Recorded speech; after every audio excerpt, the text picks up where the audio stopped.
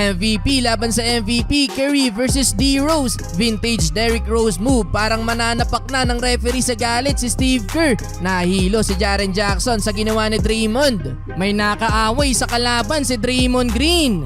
Golden State Warriors versus Memphis Grizzlies. Balik lineup mga bro si Klay Thompson. Unang butas sa opensa ng Warriors ay nakuha yan ni Draymond Green. Kumana kaagad ng 5 straight points si Dre. Stephen Curry, gandang assist kay Klay Thompson. Though sumasagot sa opensa ang Memphis 3-pointer ni Jaren Jackson Jr. Mainit din ang bakbakan nila ni Draymond sa ilalim. Pinagbubo ng crowd si Green nang makabanggaan sa play na to si Jaren Jackson. Halfway mark, Stephen Curry from the parking lot pero nakasagot agad ng tres ang Memphis. Curry attacking the paint, butatang inabot sa player ng Memphis, though after niya na beast mode si Steve Kerr at nanugod ng referee. Na-foul daw kasi si Steph sa ilalim mga bro at wala man lang ipinito ang officials kung saan natulak nga sa replay etong si Steph. Todo paliwanag pa sa nangyari si Curry mga bro. Under 4 minutes ipinasok ang youngest MVP na si Derrick Rose. Vintage D. Rose move mga bro, inatake ang depensa ng rookie. Na airball nga lang ang sunod na tira sa tres. Sumasel din ang youngest MVP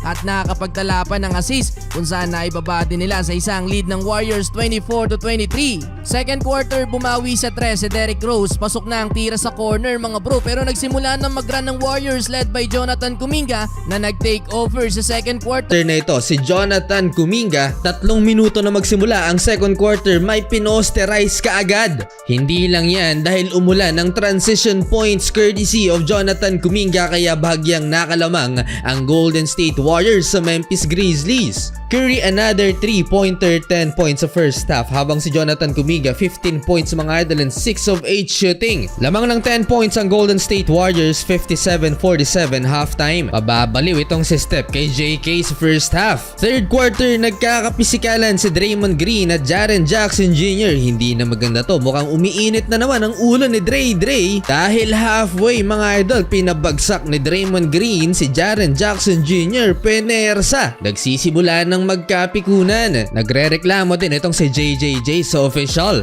Last 3 minutes ng third quarter dito pa lang naitala ni Klay Thompson ng kanyang first 3-pointer.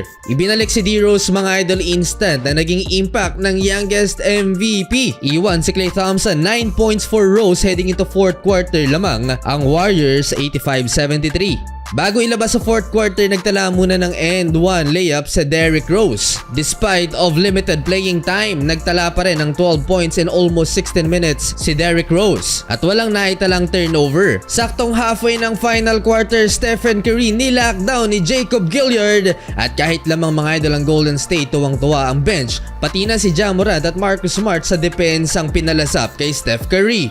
Bumawi naman si Steph at nagtala ng 3-pointer last 5 minutes sa harap ni Vince Williams Jr. And Draymond Green hindi na naman nakakatiis mga idol, gustong sikuhin si Vince Williams Jr. Iba na ang intensyon dito ni Dre mga idol. Kailangang mag-relax ni Dre. Stephen Curry another wing 3-pointer. Nakahinga na ng maluwag si Steph dahil lumaki palalo ang lamang ng Golden State Warriors. Sa huli, nakuha ng Golden State ang panalo kontra Memphis.